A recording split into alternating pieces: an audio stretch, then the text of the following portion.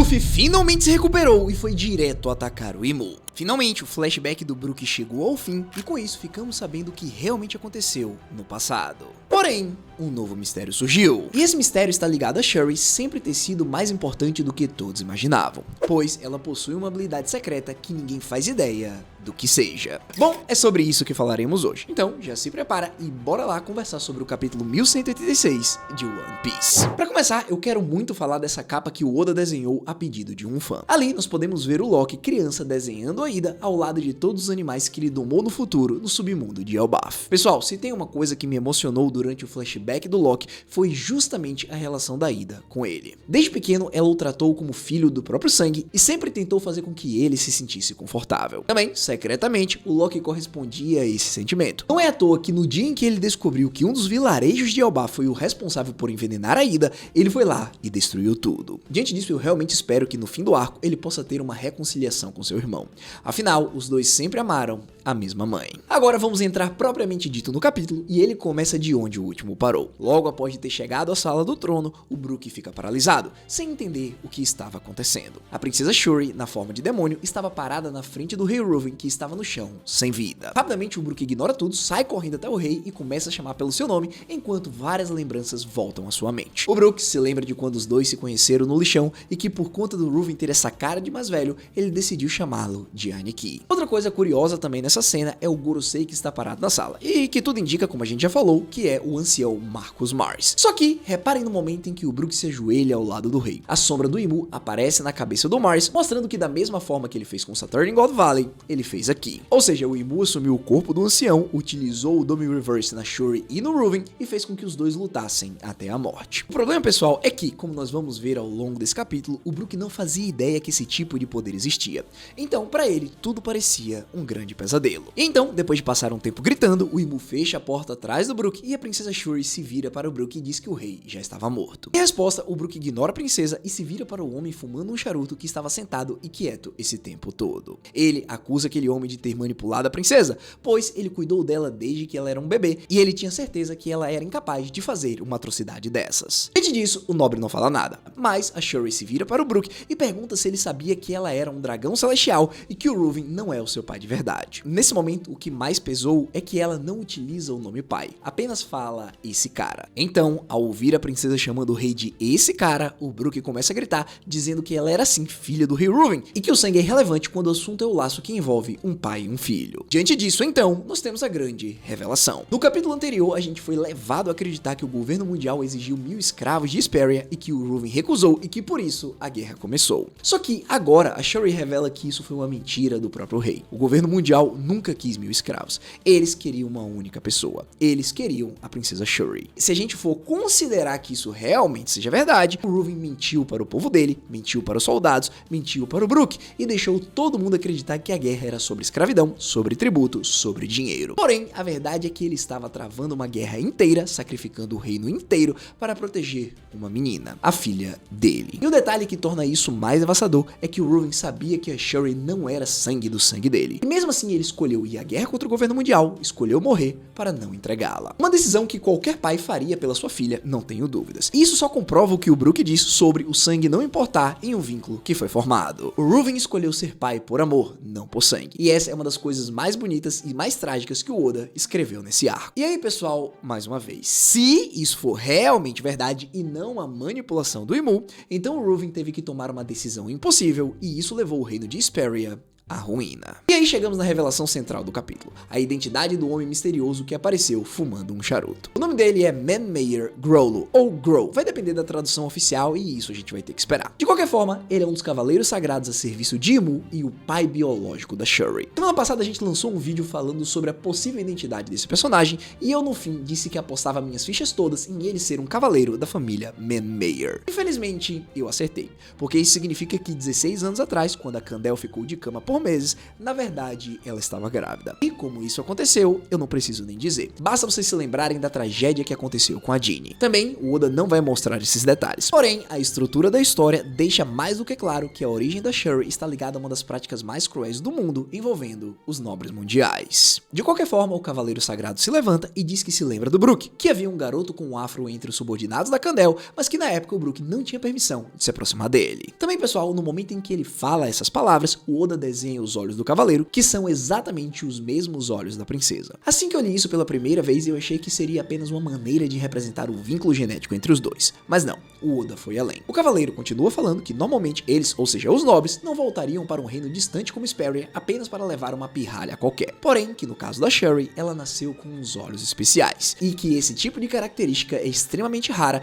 e por conta disso, Imu a quer. O Cavaleiro continua dizendo que nem mesmo ele foi capaz de despertar o poder desses olhos, porém que a sua filha até pode conseguir. Infelizmente, pessoal, Imu interrompe o Grow dizendo que ele já falou demais. E então, o que nós podemos fazer agora é especular. Primeiramente, a gente sempre imaginou que os olhos diferentes da Shuri eram por conta de uma heterocromia. Eu mesmo já falei no passado que eu pensava que era apenas um detalhe visual para representar que a Gonkou era metade sangue de nobre. Porém, aparentemente não é só isso, e tem algum outro poder especial vinculado a eles. Talvez seja algo parecido com o que a tribo dos Três Olhos possui, a capacidade de decifrar os poneglyphs, ou pode ter a ver com uma facilidade de utilizar o Haki da observação avançada. Afinal, como nós vimos no capítulo passado, a Shuri já conseguia prever todos os movimentos do Brook com apenas 15 anos. Pessoal, parece que a teoria sobre a existência de técnicas oculares em One Piece é muito real. Talvez até os próprios olhos do Imu e do Mihawk tenham algo especial. Bom, continuando, nós chegamos na cena mais brutal do capítulo. Antes do Brook conseguir entender o que estava acontecendo, a Shuri possuída atravessa a cabeça dele com a sua espada. E o detalhe que dá um nó no estômago é a técnica que ela usa. Eu não sei se eu vou saber pronunciar porque é em francês, mas é basicamente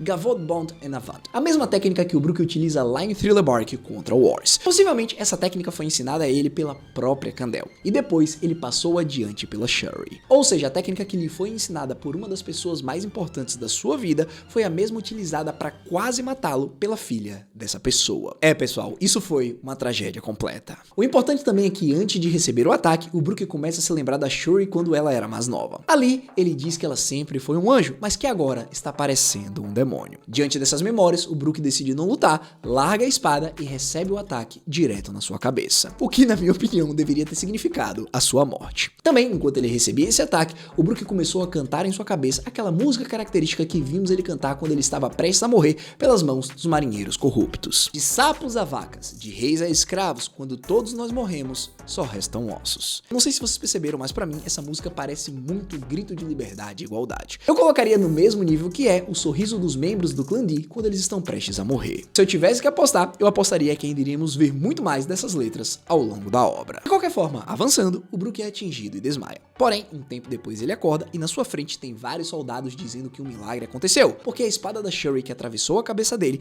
não acertou nenhum vaso sanguíneo ou sequer o seu cérebro. Diante disso, o Brook tenta se levantar e logo pergunta pelo rei, e quando ele descobre que o seu Aniki está morto, ele grita de desespero. Pessoal, a expressão que o Brook faz nessa cena me lembra muito a reação do Luffy com a morte do Ace lá em Marineford, e isso prova que o que passou naquele dia marcou a sua vida para sempre. A tragédia dos piratas Rumbai e a promessa com o Labum já era algo muito forte. Só que agora, todo esse flashback explicando a história de Esperia só reforça que o governo precisa ser destruído a qualquer custo. Bom, com isso o flashback acaba. Nós voltamos para o presente e nós temos a explicação do porquê que o Brook ficou tão chocado naquela época. Vocês se lembram que eu falei aqui no início do vídeo que ao longo do capítulo a gente iria perceber que ele não fazia ideia que poderes existiam? Pois é, aqui o próprio Brook fala que nem sabia o que era uma Akuma no Mi naquela época. Para alguém que viveu no West Blue décadas atrás, frutas do diabo eram apenas lendas, mitos, era uma história para assustar crianças. As pessoas nem tinham certeza que elas existiam de verdade. Então, quando o Brook viu o rei morrendo e a Shuri com aparência de demônio com asas e chifres, a mente dele não tinha nenhuma referência para processar aquilo. Ele não tinha como saber que existia um poder chamado Dome Reverse. Ele não tinha como saber que a Shuri estava sendo controlada. Para a mente de um homem sem nenhum conhecimento sobre poderes amaldiçoados, a única explicação possível era que aquilo tinha sido uma alucinação. Um pesadelo causado pelo horror daquela noite. E galera, o Brook carregou essa alucinação como trauma reprimido por muitas décadas. E é diante disso que ele fala que no dia do assassinato do rei, a princesa parecia diferente. Ela parecia um demônio. Mas já que aquilo não foi coisa da cabeça dele e que de fato aconteceu, a situação muda completamente. Então, chorando, o Brook vira para os seus companheiros e pergunta se está tudo bem se ele colocar a sua fé na princesa Shuri mais uma vez. Porque se ela é realmente uma vítima nessa história toda, ele quer salvá-la. Por fim, o Brook se ajoelha e pede ajuda de todos que estavam lá. E obviamente, seus companheiros aceitam e já se preparam para destruir o gelo em que ela está presa. Galera, essa parte me pegou demais, porque esse pedido do Brook é o coração emocional de todo o flashback de Hesperia em Elbaf. Porque é a ponte entre o passado e o futuro. A Gunko que está lutando contra o Chapéu de Palha agora é a mesma Shuri que ele amou como família. E o Brook é a única pessoa viva que sabe quem ela realmente é por baixo dos controles de Imu. O título do capítulo, mais uma vez, se refere exatamente a isso. A chance do Brook confiar nela e tentar salvá-la mais uma vez. Dito isso, agora nós vamos avançar para a parte mais impactante do capítulo, porque enquanto o Brook contava sua história, o Luffy continuou comendo e se recuperando. E agora que ele está 100% novamente, as coisas irão mudar. O Luffy, de maneira bem séria, diz que se Imu é inimigo de Elbaf, ele também é seu inimigo. Diante disso, ele fala que não vai perder e salta em direção à batalha. Nesse momento, nós somos levados de volta para a batalha entre o Lock e o Imu. O governante se curou completamente e voltou a falar sobre o passado. Ele disse que 800 anos atrás, os gigantes foram derrotados justamente porque eles também tentaram salvar as suas crianças. Que independente da força que eles possuam, eles sempre vão tentar salvar a próxima geração e que graças a isso todos irão se ajoelhar. Imu continua dizendo que não importa que os gigantes não se lembrem, isso é irrelevante, pois a história sempre se repete, e que por conta disso todos eles irão ser os seus escravos. Pessoal, toda essa história levanta uma pergunta interessante. Será que o Shamrock, que foi a pessoa que começou o jogo mandando os Cavaleiros Sagrados sequestrarem as crianças, sabia de toda essa história do passado? Porque assim, os Cavaleiros Sagrados possivelmente têm acesso a conhecimentos que o resto do mundo não tem. Eles conhecem as Asa, conhecem o Nika e conhecem os deuses do mundo de One Piece. Não seria surpresa nenhuma se o Shamrock soubesse que as crianças foram a ruína dos gigantes no passado e estivesse repetindo isso de propósito. Fora que fazer esse tipo de atrocidade no território do irmão gêmeo dele é algo que o Shanks não vai deixar barato e possivelmente vai retaliar no futuro. Bom, de qualquer forma, o Lock se irrita com o que o Imu acabou de dizer, porém antes que pudesse se preparar para atacar, alguém aparece gritando atrás dele. Luffy finalmente chega voando na sua forma base, reveste seu punho com o haki do armamento e do conquistador avançado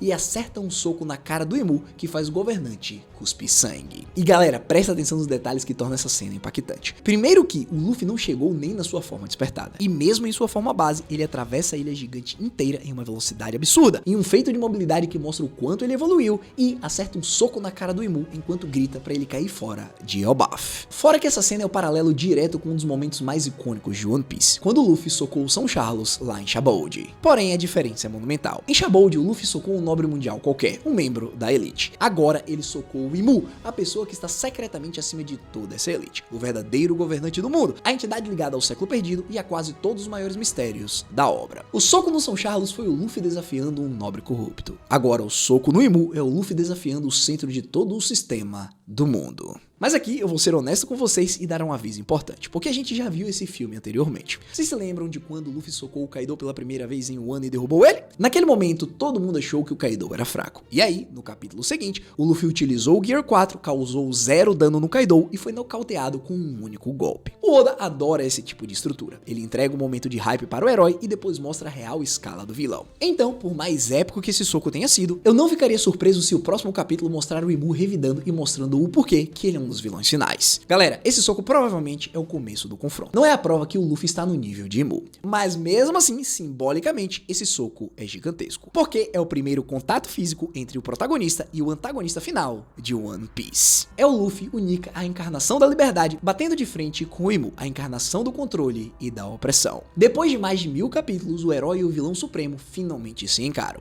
e o Luffy fez questão de começar essa relação com um soco na cara. E aí galera, o capítulo 1186 é um daqueles que faz tudo ao mesmo tempo. Ele fecha a parte mais trágica do flashback do Brook, revelando a verdade sobre o pai da Gunko e sobre a tragédia que o Brook reprimiu por décadas. Ele entrega uma bomba de lore conectando o sequestro das crianças à queda dos gigantes no século perdido. E por fim, ele termina com o primeiro soco da história entre Luffy e Imu. Agora, o que fica pra frente são perguntas enormes. A gente ainda precisa que a Shuri seja libertada e salva, porque nós precisamos do ponto de vista dela para poder entender o que realmente aconteceu naquele salão, naquele dia 70 anos atrás. A gente também quer ver se o Brook vai conseguir alcançar a Shuri e salvá-la, cumprindo esse, mais uma vez, do título. Agora, me conta aí nos comentários, você acha que o Brook vai conseguir salvar a princesa? Você acredita que a Sherry desviou o ataque de propósito para não matar o Brook, ou foi apenas sorte? E o mais importante, você acha que o soco do Luffy no Imu vai ter consequências de verdade, ou o Oda vai mostrar o Imu dominando e humilhando o Luffy no próximo capítulo, igual fez com o Kaido em Wano? No mais, se você chegou até aqui, eu só peço uma coisa, deixa o like e se inscreve. E se você quiser assistir um pouco mais de uma teoria falando de como é que o Shanks e o Dragon podem se unir na guerra final, dá uma olhada nesse vídeo que tá aparecendo na sua tela.